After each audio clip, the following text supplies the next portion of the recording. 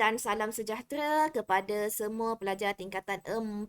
Okey, so hari ni kita nak belajar mengenai subtopik yang baru. Okey, kamu dah belajar ikatan ionik, ikatan kovalent, okey, dan juga kamu sudah membuat eksperimen. Okey, membuat eksperimen membezakan antara ikatan kovalent dan ikatan ionik. So, kita masuk kepada point yang pertama. So, dalam kamu punya nota, okay, tulis tarikh hari ni semua. Okay, hari ni hari Isnin, Selasa. Okay, Selasa. So, jaga diri baik-baik dekat rumah. Jangan keluar-keluar ya. Sekarang ni, siapa yang keluar polis tangkap tau.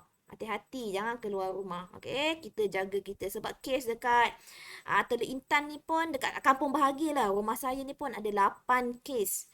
8 kes. Itu belum lagi dekat Sungai Manik, area sana. Tu banyak. So, hati-hati, jaga diri, duduk rumah elok-elok. Okay? So, hari ni hari Selasa. Ya Allah, kenapa tulisan cikgu macam budak kecil? Okay, Selasa. Okay, tulis dalam buku nota kamu, Selasa. Okay, today is 25. Okay, 25 hari bulan 5 tahun 2001.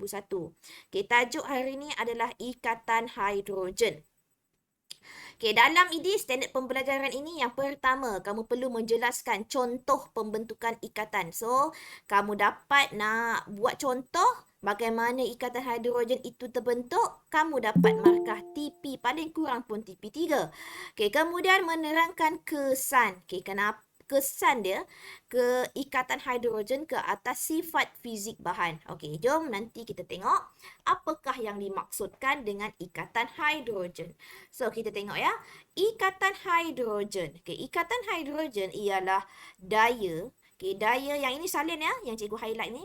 Ikatan hidrogen ialah daya tarikan antara atom hidrogen. Okay, yang mempunyai ikatan dengan atom yang tinggi keelektronegatifan. Nanti kita tengok apa maksud elektronegatif, iaitu nitrogen, oksigen dan ataupun fluorin. Okay, so maksudnya dekat sini, okay, atom fluorin, nitrogen dan oksigen, okay, dia mesti terikat, okay, dengan atom hidrogen. Okay, ikatan itu kita kalau nak ingat, okay, senang je. Kalau nak ingat, hidrogen bersama dengan fon. Apa itu fon? Fluorin, oksigen dan nitrogen. Fon, fluorin, oksigen dan nitrogen. Okay, so ikatan ini yang tinggi ke elektronegatifan. Apa yang dimaksudkan dengan elektronegatif? Okay, elektronegatif kamu dah belajar semasa bab 4. Keupayaan atom tersebut untuk menjadi charge negatif. Okay, saya ulang lagi sekali. Keelektronegatifan bermaksud keupayaan atom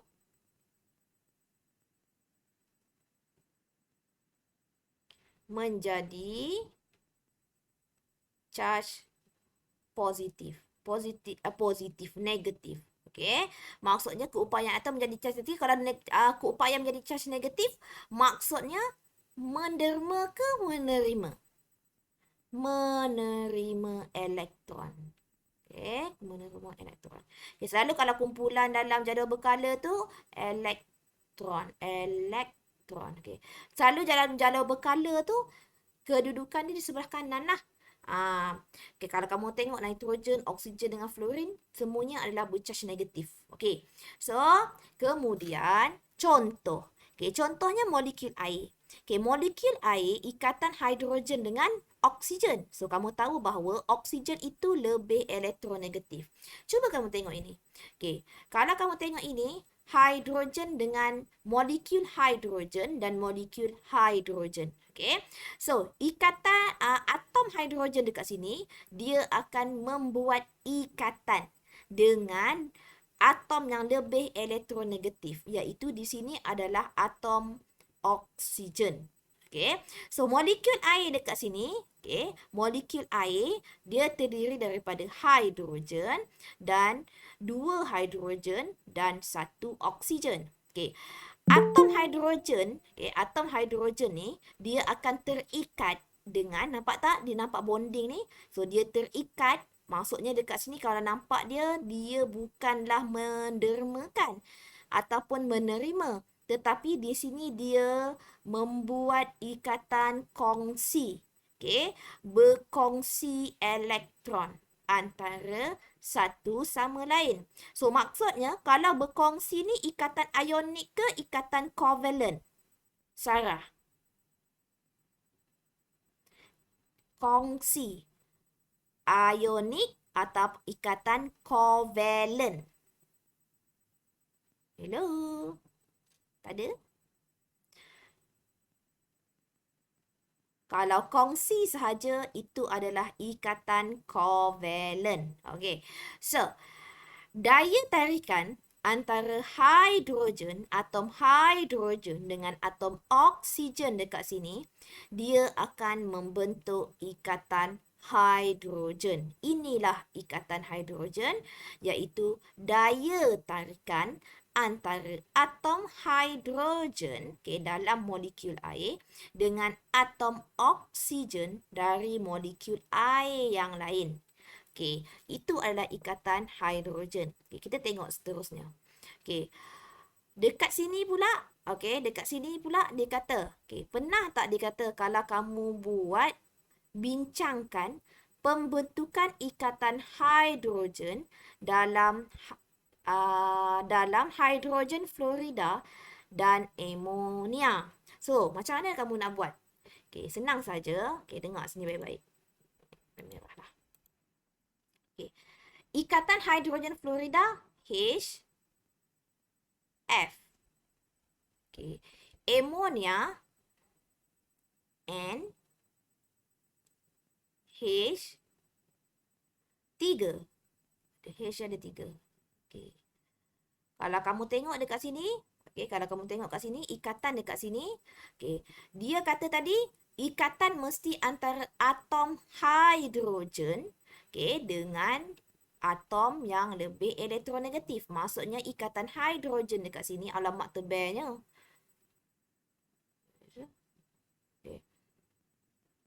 Dia punya ni tak berapa cantik. Okey. Hidrogen kat sini. So, maksudnya ikatan dia di sini antara, tadi apa? F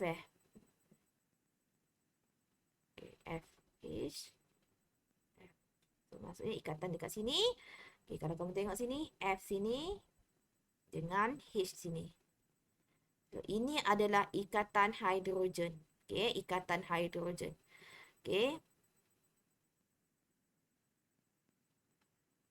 Silap. Bukan. Ini ya. Dia kata antara membincangkan pembentukan ikatan hidrogen dalam hidrogen fluorida dan amonia. So, kalau ikatan ini fluorida, hidrogen fluorida, kalau kamu nampak ikatan antara hidrogen dan fluorida. Bukan maksudnya hidrogen fluorida dengan amonia, bukan. Hidrogen fluorida, ikatan antara hidrogen dan fluorida, ion fluorida. Ini adalah ikatan hidrogen. Ini ikatan hidrogen. Ikatan hidrogen. So, antara ini pula, antara nitrogen dan hidrogen pun ikatan hidrogen. So, ini pun ikatan hidrogen, ini pun ikatan hidrogen, dan ini pun ikatan hidrogen. Okey, kemudian dia kata, dalam kehidupan seharian kita, apa yang kita guna? Pernah tak? Bila kamu, mandi. Bila kamu mandi, kamu basahkan rambut. Bila kamu basahkan rambut, rambut kamu akan melekat sesama sendiri. Kenapa? Bila rambut yang basah tu boleh melekat antara sendiri. Untuk pengetahuan kamu, bila rambut kamu basah, cikgu bagi highlighter sikit lah. Bila rambut kamu basah, molekul protein dekat rambut, rambut kamu ada molekul protein ya, dekat rambut kamu ada molekul protein. Molekul protein ini tidak lagi membentuk ikatan hidrogen antara rambut, antara satu sama lain. Sebaliknya, molekul protein tadi dia akan bentuk molekul protein, dekat rambut, dia akan membentuk ikatan hidrogen dengan molekul air. Cikgu, mana datang molekul air? Kan kamu basahkan rambut. Kamu basahkan rambut guna apa? Minyak. Kamu basahkan rambut guna air. So, ikatan dekat dalam air tu, dia akan membentuk, molekul air tu dia akan membentuk ikatan hidrogen, dengan molekul protein dalam rambut. Ini yang terjadi. So, ini molekul protein. Molekul protein ini dia akan membuat ikatan. Ikatan dengan molekul air. Yang ini molekul air. H2O. Yang ini. Yang ini molekul air. So, macam mana? Cuba kau tengok ni. Ikat ini H2O. Ini adalah molekul air. Dekat protein rambut tadi ada unsur hidrogen dan oksigen. So, oksigen ini dia akan membuat ikatan hidrogen dengan molekul air dekat sini. So, O ni lebih elektronegatif kan? Dia akan membentuk ikatan dengan atom hidrogen. Oksigen ini pula dia akan bentuk ikatan hidrogen dengan hidrogen atom daripada protein rambut. So, terjadilah ikatan hidrogen. So, pernah tak, bila kamu nak selak kertas, kamu baca buku kan, kamu nak selak kertas, tapi tiba-tiba kertas tu boleh pula dia melekat antara satu sama lain. So, macam mana kamu nak atasi masalah ni? Pernah tak? Kamu letak kat lidah, kamu ambil air liur kan? Kotor. So, lebih baik kamu ambil lah air mana-mana, kamu pakai tangan kamu untuk selak. Macam mana aplikasi ini boleh digunakan? Inilah pembentukan hidrogen.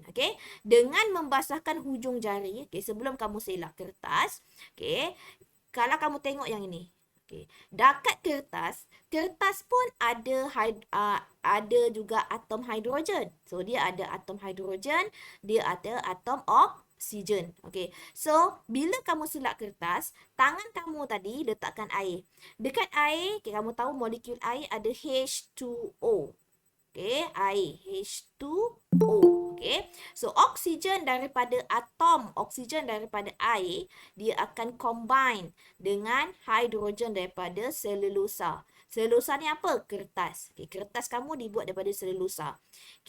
Dan hidrogen atom daripada air juga, dia juga akan membentuk ikatan hidrogen dengan atom oksigen daripada air. Sama juga kisahnya, oksigen daripada air pun akan membentuk ikatan hidrogen dengan atom hidrogen daripada selulosa. So, molekul air tadi, pada jari yang basah akan membentuk ikatan hidrogen dengan selulosa di dalam kertas. Dengan itu kertas akan melekat pada jari. Dia akan melekatlah pada jari. So, sebab itu kamu boleh turn out, kamu boleh selak kertas tersebut. Bagaimana kesan ikatan hidrogen ke atas sifat fizik? So, sebatian dalam cecair mencapai takat didih apabila daya tarikan molekul dapat diatasi. Sebatian bentuk cecair, bentuk cecair mencapai takat didih apabila daya tarikan dapat diatasi. Maksudnya dekat sini, bila kamu mencapai takat didih, so pada masa itu, ikatan ataupun daya tarikan antara molekul dapat diatasi. Sebab itu ikatan di antara molekul itu dapat putus. Yang tadi mulanya dia daripada solid, iaitu pepejal, ada ikatan yang sangat rapat. Kemudian bila mencapai takat didih, daya tarikan antara molekul dapat mengatasi daya tarikan antara molekul tadi. Dalam sebatian kovalent, dalam terdapat ikatan hidrogen yang terbentuk antara molekul.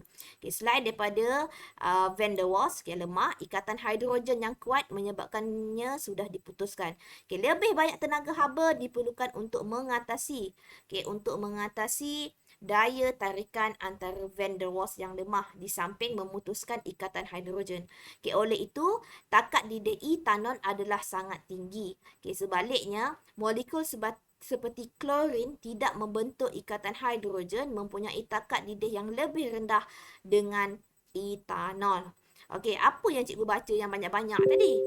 Maksudnya dekat sini, maksudnya dekat sini, alkohol boleh larut dalam air walaupun dia adalah pelarut organik.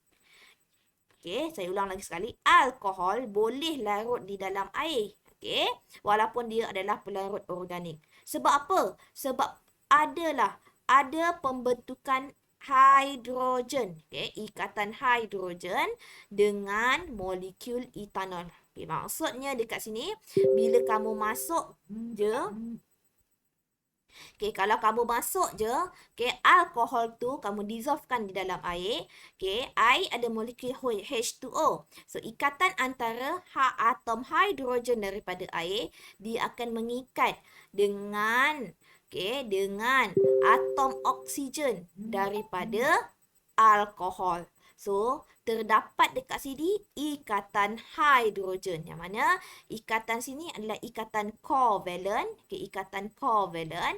Okay, ikatan kovalent antara atom oksigen dengan atom hidrogen. Okay, kemudian kalau kamu tengok ya, okay, ikatan antara molekul etanol iaitu untuk alkohol ini dengan molekul alkohol terdapat satu daya tarikan iaitu di sini daya tarikan van der Waals. Okey. Kemudian inilah konsep bagaimana ikatan hidrogen boleh terbentuk. Okey, maksudnya alkohol boleh larut di dalam air. Alkohol boleh larut dalam air sebab apa? Pembentukan ikatan hidrogen. Okey. Kita tengok uji kendiri 5.1. Okey. Kita tengok uji kendiri 5.1. Okey. Sekarang ni cikgu nak soal. Okey. Tulis dalam buku sekarang uji salin kendiri 5.4. 5.4. Okay, soalan nombor 1. Siapa dapat jawab ni? Apa Aina tadi cikgu cakap? Siapa dapat jawab? Saya akan bagi TP yang tinggi untuk kamu. Okey. Nyatakan maksud ikatan hidrogen. Okey, siapa dapat? Nyatakan ikatan, apa yang dimaksudkan dengan ikatan hidrogen. Siapa-siapa boleh dapat jawab? Ikatan antara apa?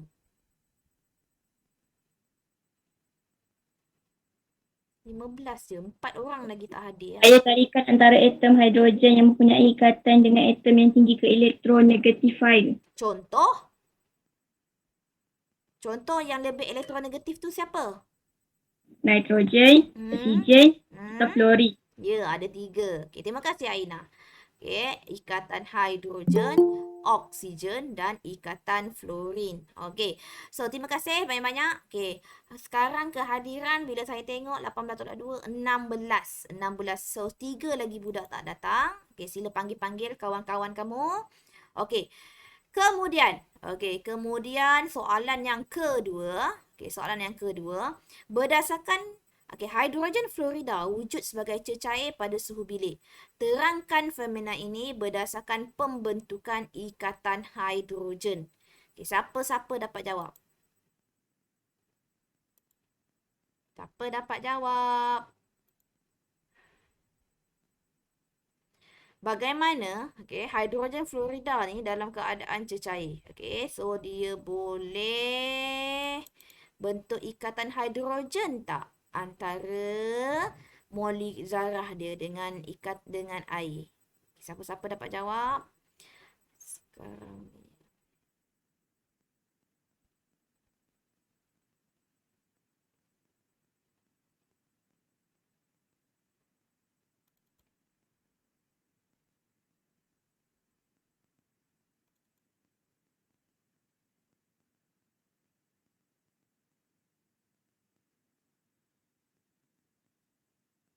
Siapa dapat jawab? Okey.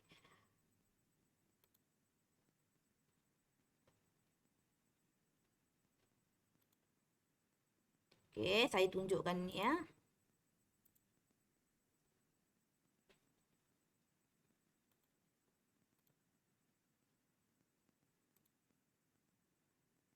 Okey. Okey. Nampak ke? Nampak tak? Nampak. Lah. Last sekali ya bolehlah Aina nampak. Aina ke? Okey. Ya saya cikgu. Okay. So, molekul hidrogen fluorida, okay, HF, dia terdiri daripada satu atom hidrogen dan fluorin. So, cikgu lukiskan ada H dan ada F. Okay. So, atom fluorin mempunyai keelektronegatifan yang tinggi. Okay. So, daya tarikan antara hidrogen dan fluorin, okay, dengan molekul lain, okay, daripada molekul hidrogen dan fluorin akan membentuk ikatan hidrogen yang kuat. Okay. So, lebih banyak tenaga haba diperlukan. Okay. Kalau ada ikatan hidrogen, maksudnya lebih banyak tenaga diperlukan untuk mengatasi daya tarikan van der Waals antara molekul hidrogen fluorida di samping dia nak memecahkan ikatan hidrogen. Okay, maka ikatan hidrogen fluorida mempunyai takat didih yang tinggi dan wujud sebagai cecair. Maksudnya macam ini. Maksudnya macam ini. Okay. Saya present yang ini pula. Sebabnya saya ni pakai komputer duduk kat bilik anak saya. So, bila duduk kat bilik anak saya kena tak pakai, saya pakai satu desktop je. Satu komputer je. Okay. So, kalau kamu tengok sini ya. Okay. Cikgu lukis. H dengan F. Okay. Ini molekul satu. Molekul kedua. H dengan F. Okay. H dengan F. So, mana ikatan? Okay, ini adalah ikatan hidrogen fluorida. So, bagaimana dia boleh membentuk ikatan hidrogen? So, kalau kamu tengok sini, H dengan F. So, ini dia akan bentuk ikatan hidrogen. So, yang ini pula H dengan F. So, di sini pun dia akan membentuk ikatan hidrogen. So, ini pun kalau dekat tadi, dia pun boleh buat ikatan hidrogen dengan F. So, ikatan hidrogen yang kuat, so kamu labelkan nanti. So, ikatan hidrogen yang kuat ini, so dia diperlukan, okay, ikatan hidrogen yang kuat ini memerlukan tenaga haba yang kuat untuk memutuskan ikatan dia. So, sebab itu dia kata, kenapa hidrogen fluorida wujud dalam keadaan cecair pada suhu bilik. Okay, so sebab dia memerlukan tenaga haba yang sangat tinggi untuk putuskan ikatan dia. So, sebab itu walaupun dalam keadaan suhu bilik, dia tetap dalam keadaan cecair.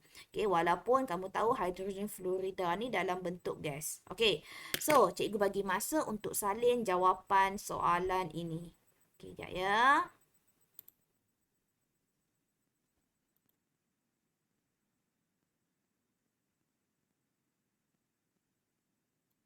So, sekali lagi untuk jawapan untuk soalan yang nombor 4, okey.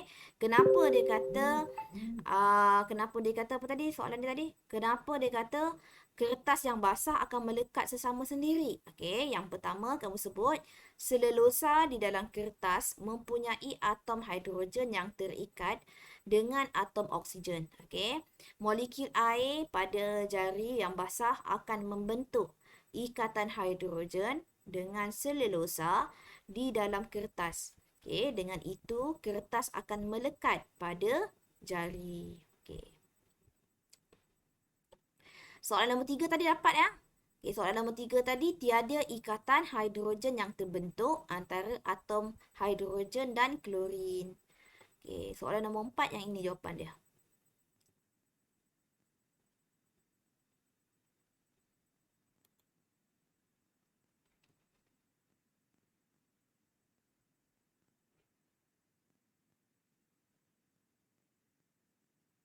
Okey, dah siap khabar ya?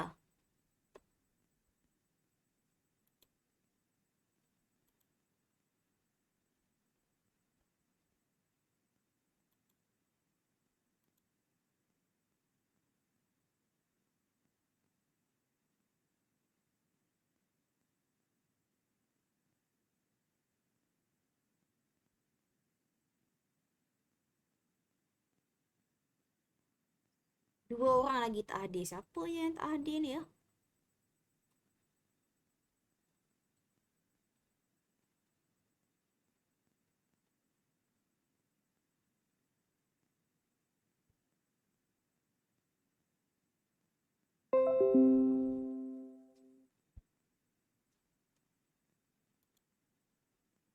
Okey dah. Okey, kita pergi kepada topik yang seterusnya. Okey,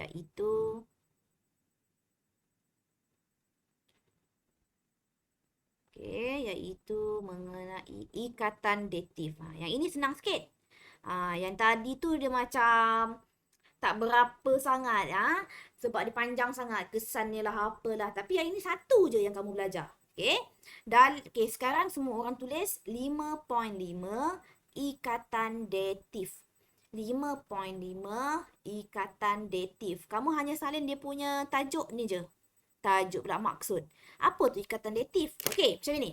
Okey, ion hidrogen, dia cakap, saya ni tak mempunyai elektron. Sebab apa? Sebab ion hidrogen, kamu tahu dia dah mendermakan elektron dia. Dia ada satu je pun. Itu je lah yang dia dermanya. So, dia kosong. Dia tak ada elektron. Tapi amonia kata, saya ada sepasang elektron untuk dikongsi. Kenapa? Siapa yang dapat nak bayangkan kenapa?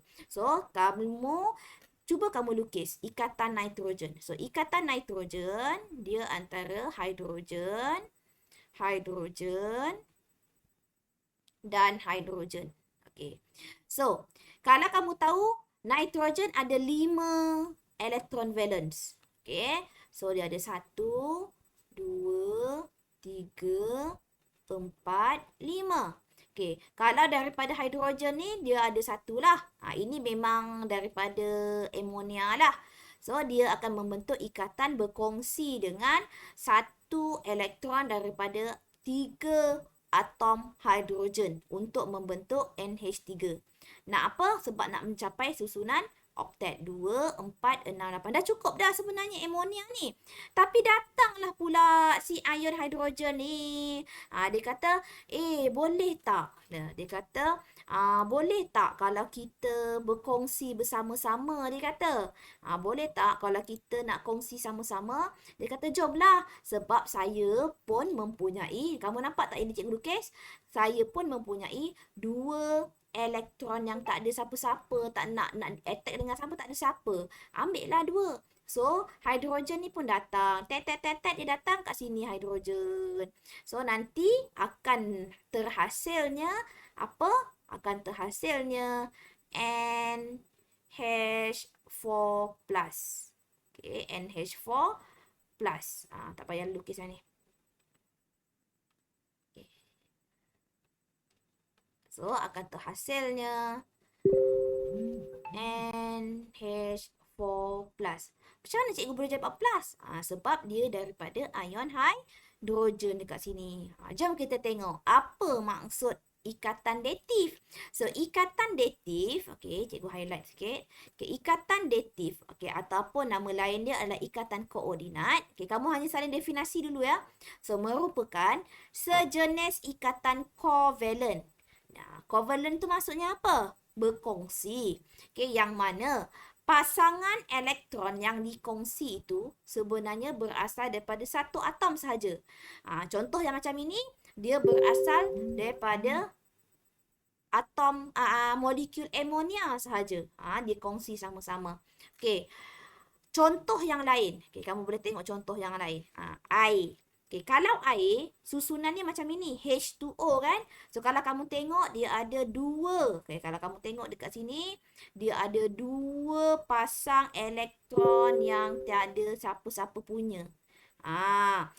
Bila hidrogen ion datang, hidrogen ion kamu tahu kan, kalau hidrogen atom biasa, dia ada satu je dia punya elektron. Tapi bila dia dah jadi ion H+, maksudnya dia kosong. Dia tak ada apa-apa elektron. So, dekat sini, ion hidrogen ini dia akan share together. Dia akan berkongsi. Dia akan berkongsi dengan sepasang elektron daripada air. Sebab itulah terhasilnya ion hidroksonium ataupun H3O+. H3O+. Ini yang kita panggil dia sebagai ion hidroksonium. Okey. So, bolehlah nanti dalam buku kamu lukiskan pembentukan ikatan ikatan datif ini. Okey, sekali lagi saya ulang. Okey, sambil-sambil kami melukis tu. Okey, ikatan datif. Okey, ikatan datif adalah sejenis. Okey, sambil salin ya. Salin ya. Salin nota dengan contoh ni tau. Okey, kamu tak payah kamu nak dia punya explanation pun tak apa. Okey, asalkan kamu melukis. Okey, ikatan datif merupakan sejenis ikatan kovalent yang mana pasangan elektron. Contoh macam ni. Yang ini pasangan elektron ya, yang dikongsi berasal daripada atom, satu atom saja. Sorry, daripada atom mana? Oksigen saja. Kalau contoh macam inilah. So ini adalah contoh pembentukan ikatan datif dalam ion hidroksonium. Okey. Okey.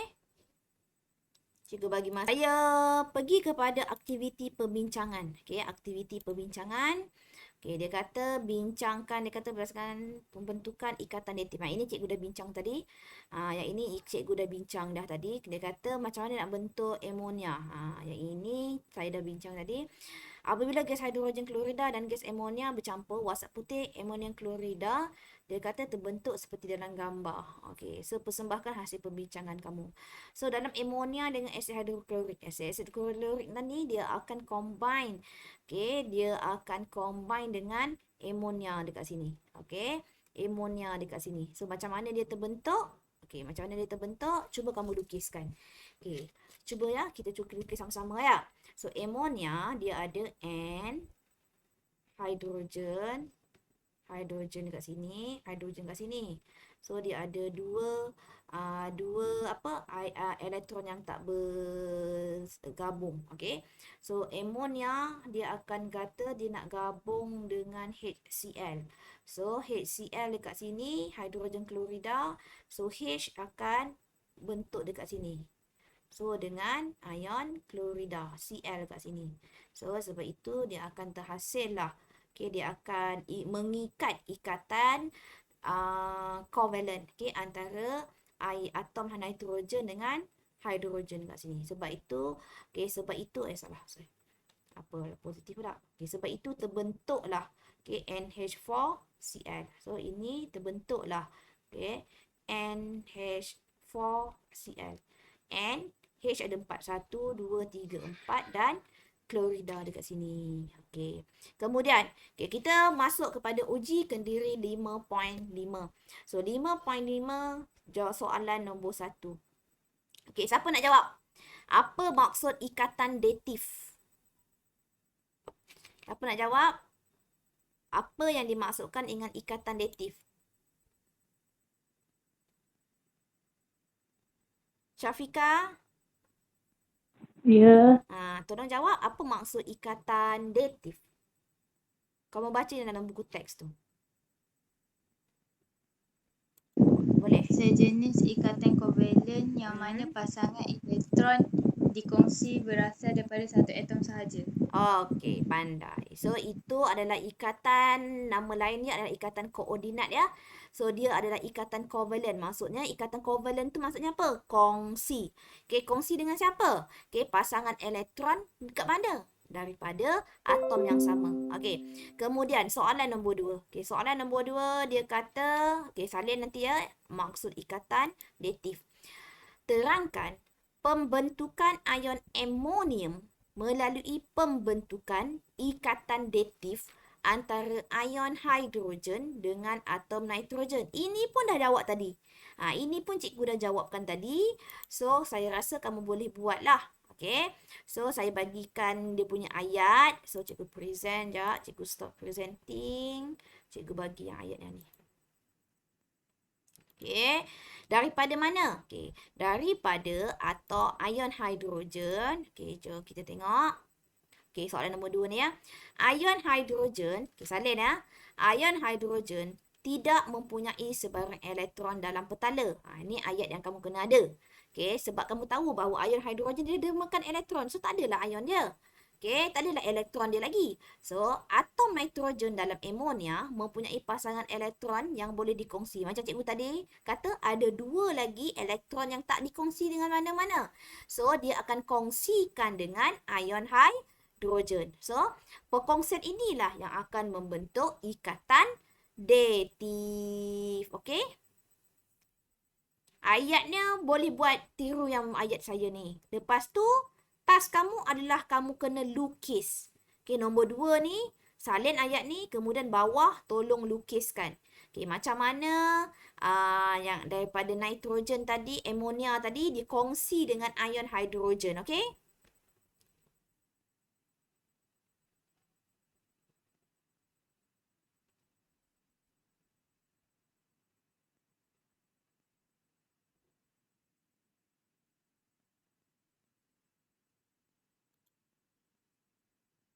Kamu tengok soalan nombor 3.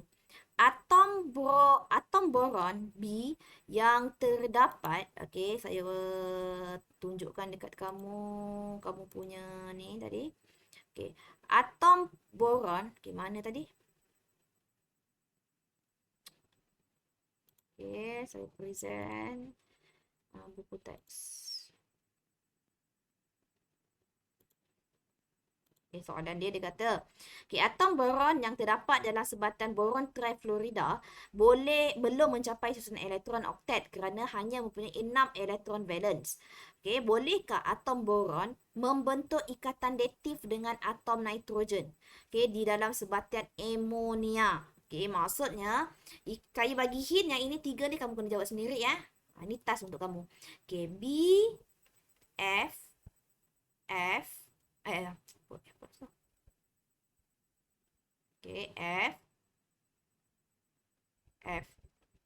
Okay. Boleh tak dia buat ikatan dengan amonia? So, kalau amonia kamu tahu N, H, H.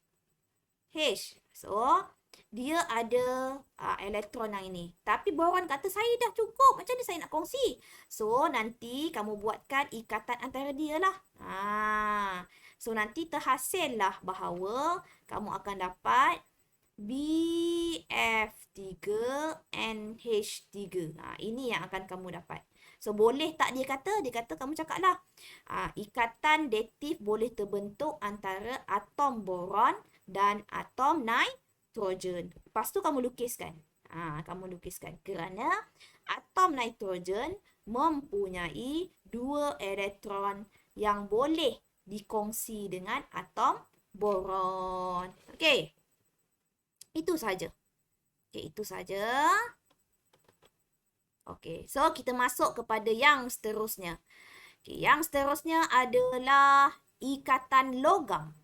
Okey, hari ini kita belajar banyak sikit. Okey, nanti hari Khamis kita akan buat revision untuk bab ini. Okey, tahukah anda? Okey, tulis tajuk ikatan logam. Okey, tuliskan tajuk ikatan logam. Cikgu, laju sangat cikgu. Nanti macam mana? So, nanti kamu boleh dengar balik video saya ni. Okey, dengar balik dan tengok balik apa yang cikgu akan ajar. Okey, tahukah anda wayar elektrik yang terdedah boleh mengakibatkan kejutan elektrik?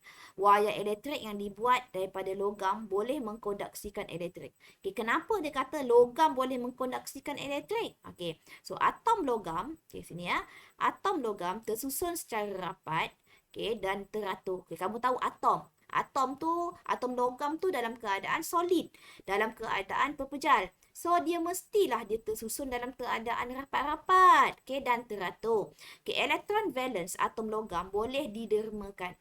Okay, kat sini kamu highlightkan. Elektron valence atom logam boleh didermakan dengan mudah. Dan boleh dinyah setempatkan.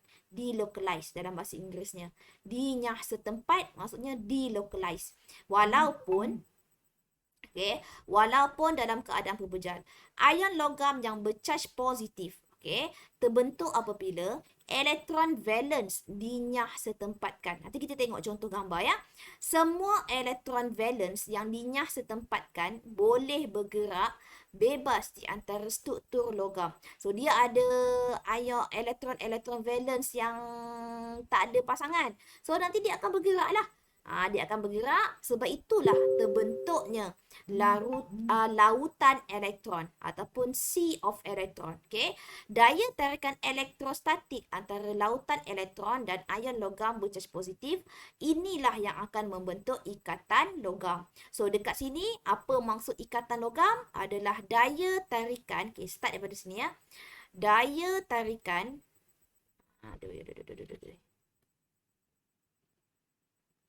mana pen? So, start daripada sini ya. Daya tarikan elektrostatik antara lautan elektron dan ion logam yang bercas positif. Okey. So, kalau kamu nak lagi faham, okay, kamu tengok ni. Okey, dekat sini, okay, ini adalah pembentukan ikatan logam. Okey, kamu tahu bahawa ikatan logam dia susun secara teratur. Ikatan logam dia secara teratur. Okey, dekat sini, ion-ion logam itu semuanya bercas positif. So, di sekeliling ini adalah elektron. Okey, elektron yang mana yang ini yang disebut tadi. Dia akan membentuk lautan elektron. Okey.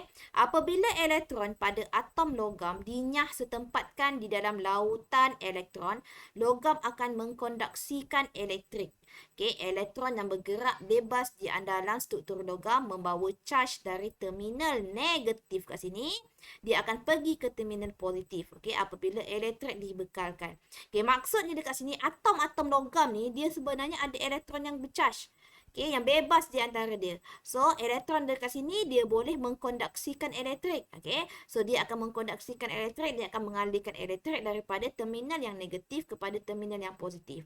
So, kita tengok sebenarnya apa maksud elektron dinyah setempat. So, elektron dinyah setempatkan bermaksud elektron yang bebas bergerak.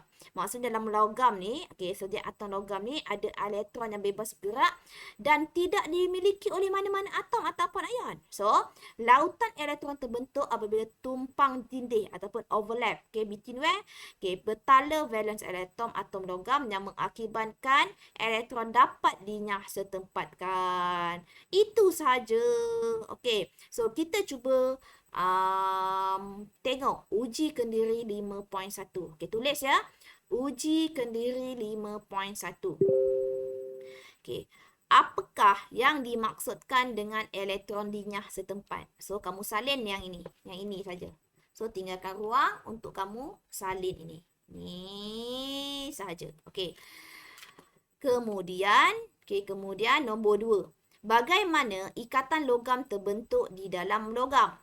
Okey, yang ketiga, dengan menggunakan logam aluminium sebagai contoh, jelaskan bagaimana logam dapat mengkonduksi elektrik. Okey. So, macam mana? So, jom kita tengok bagaimana bentuk jawapan yang telah diaturkan. Okey.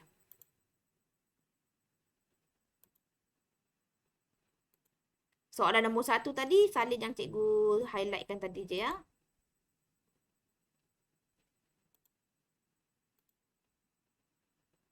Okey. So, nombor 2 tadi dia tanya, okey, soalan itu dia tanya tadi. Okey, bagaimana ikatan logam boleh terbentuk di dalam logam? So, jawapan dia adalah yang pertama, ion hidrogen, ini apa? Ini salah. Okey. Elektron valence, okey, elektron valence atom logam boleh mendermakan, okey, boleh didermakan. Elektron valence dalam atom logam boleh didermakan dengan mudah, okey, dan dinyah setempatkan di dalam keadaan pepejal, okey. Ion logam bercas positif, okey, ion bercas positif terbentuk. Semua elektron valence yang dinyah setempatkan boleh bergerak dengan bebas di antara struktur logam dan membentuk lautan elektron. Okay. Daya tarikan elektrostatik antara logam elektron dan ion logam bercas positif akan membentuk ikatan logam. Maksudnya kat sini, okay, macam ni. Setiap atom logam tu mempunyai elektron-elektron yang bebas bergerak. Dia dah dinyah setempatkan. Itu yang kita panggil elektron yang dinyah setempatkan. Elektron yang bebas bergerak dan tidak dimiliki oleh mana-mana atom atau ion. So, dia bebas bergerak. Dia move randomly. So, bila salin ya. Okey, sambil cikgu cakap, kamu salin. Okey, dia akan bergerak antara satu di dalam dia punya tempat tu. So, akan bergerak. So, dekat situ, oleh sebab elektron valence tu dinyah setempat kan, maksudnya dia dah bebas bergerak. So, dia akan bebas bergerak antara struktur logam dan membentuk apa tadi? Lautan elektron. So, daya tarikan elektrostatik antara lautan elektron dan ion yang bercas positif akan membentuk ikatan logam. So, saya ulang lagi sekali. Daya tarikan elektrostatik. Okay. Elektrostatik tu maksudnya ikatan antara ion ya. Ikatan antara ion. Antara lautan elektron dan ion logam bercas positif akan membentuk ikatan logam. So, maksudnya ikatan logam ni adalah ikatan di antara ion-ion dengan lautan elektron tadi. Okey. Soalan nombor 3. Okey, soalan nombor 3, kalau kamu tengok sini, soalan nombor 3, dengan menggunakan logam aluminium. Okey, dengan menggunakan logam aluminium sebagai contoh, jelaskan bagaimana logam dapat mengkonduksikan elektrik. Okey, jom tengok jawapan. Okey, logam aluminium mempunyai elektron valence. Sama juga, dia mempunyai elektron valence yang mudah dinyah setempatkan. Okay. Dan akan membentuk apa yang penting? Lautan elektron. Sea of electron. Okay. Elektron yang dinyah setempat. Okay. Elektron yang setempat tu letak dalam kepala kamu bahawa elektron yang bebas bergerak ya. Okay. So dia boleh bergerak secara bebas lah. Lepas tu pula dibawalah charge-charge daripada terminal negatif kepada terminal positif. Okay. Dengan ini elektrik dapat dikonduksikan. Okay. So elektrik dapat dikonduksikan.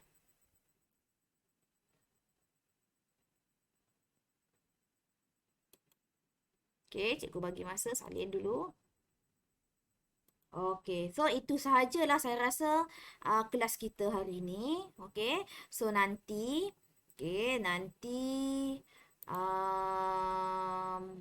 kita akan sambung. Okey, kita akan sambung dengan perbezaan. Actually, kalau yang perbezaan ni, kalau kamu tengok ya, okey, perbezaan, mana perbezaan? Okey, ini kamu dah belajar dan kamu dah buat eksperimen pun. Okey, beza antara sebatian ion dan sebatian kovalen. Okay, so ini dah kamu buat eksperimen hari tu, kamu dah buat dah, yang ini kamu dah buat. So dekat sini dia punya explanation lah.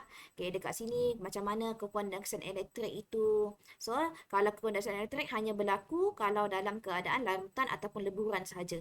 Okay, sebab kalau larutan dalam leburan, dia ada ion yang bebas bergerak. Tapi kalau dalam keadaan pepejal sahaja, tiada wujud ion yang bebas bergerak. Okay. Kemudian yang nombor 2 ni, okey, yang nombor 2 ni pula ion dapat bergerak secara daya tarikan elektron. Yang ini tadilah.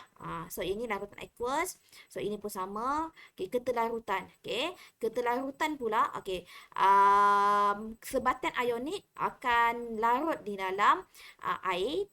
Okey, sebatian ionik, tapi sebatian kovalen hanya boleh larut di dalam pelarut organik. Dia tak boleh larut di dalam air. Beza dengan ikatan ionik. Ikatan ionik dia boleh boleh larut di dalam air tapi tak boleh dalam organik. Tapi dalam kovalen pula dia boleh larut dalam organik tapi tak boleh larut dalam air. Okay, takat lebur dan takat didih. Okay, selalunya lah kan, ion dalam natrium klorida ni adalah ion jenis ion. So dia ni memerlukan tenaga haba yang sangat tinggi untuk mengatasi daya tarikan antara zarah.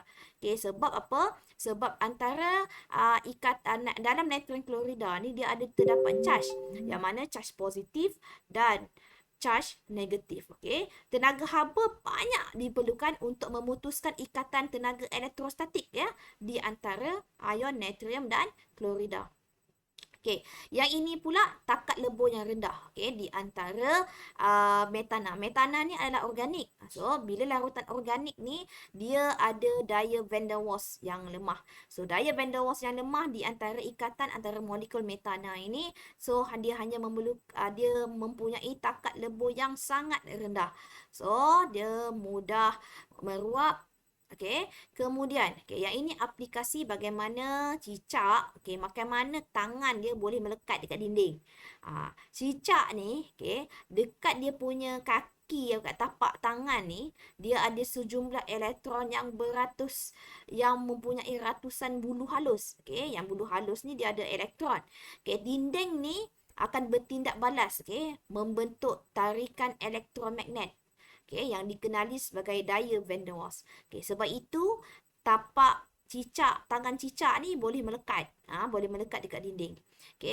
Ini adalah struktur sebatan kovalent. Dia ada yang ringkas, dia ada yang gegasi. So, nanti kamu boleh tengok, baca sendirilah. So, struktur yang kecil dan ringkas boleh didapati dalam bentuk pepejal atau cecair. Dalam ada yang giant tadi, dia besar dalam bentuk pepejal. Ikatan kimia. Dalam struktur yang biasa tadi, dia ada ikatan kovalent dan daya tarikan van der Waals. Dalam ikatan yang gegasi tu, ikatan kovalent sangat kuat. Sangat kuat. So, tapi dia tak ada daya tarikan van der Waals dalam struktur gegasi.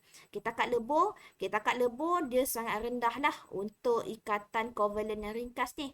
Tapi ikatan kovalent yang gegasi ni, takat lebur dan takat didih dia sangat kuat. Yang ini pula adalah kegunaan sebatan ionik dan kovalent dalam kehidupan harian. Selalunya yang ini, nampak tak cat ni? Cat ni dia ada kovalent, yang mana dia ada pigment. Inilah kamu belajar mengenai apa tadi? Unsur peralihan tadi. So, sebatian ion lithium ni digunakan dalam bateri. Baja ni digunakan dalam amonium. Racun perosak ada sebatian kovalent, bromoetana. Sektor perubatan kita ada antacid ataupun melegakan gastrik, paracetamol, dan kegunaan rumah deterjen. Deterjen ni buat untuk kerja-kerja bersih rumah lah. Ini contoh je lah, tak payah nak hafal pun tak apa. Cuma kamu kena tahu perbezaan antara ionik dan kovalent. So, itu sahaja untuk hari ini. Untuk hari ini. So, kita akan jumpa lagi untuk akan datang, untuk hari Khamis nanti. So, terima kasih. Minta maaf banyak-banyak hari ni cikgu kena ajar laju sikit. Sebabnya dia masuk dalam exam. Cikgu kena habiskan konten hari ni. Hari Khamis nanti insyaAllah kita akan buat latihan. Buat latihan dalam modul. Sambil-sambil tu kamu boleh settlekan soalan dalam buku kerja. Nanti hari Khamis kita akan bincang sama-sama. Boleh? 17 tadi rasa macam ada 19. Boleh? Boleh. Minta maaf lah laju benar hari ni. 1 jam 30 minit kau belajar hari ni. Wah, tepu tak? Lepas ni tidur. So nanti jumpa lagi untuk lain hari Khamis nanti. Tolong buat latihan, lengkapkan dari nota tadi dan dengan buku kerja tadi. Buku kerja pula, buku teks. Dan nanti buatlah sekali dengan buku kerja. InsyaAllah hari Khamis kita bincang. Jumpa lagi. Bye-bye. See you.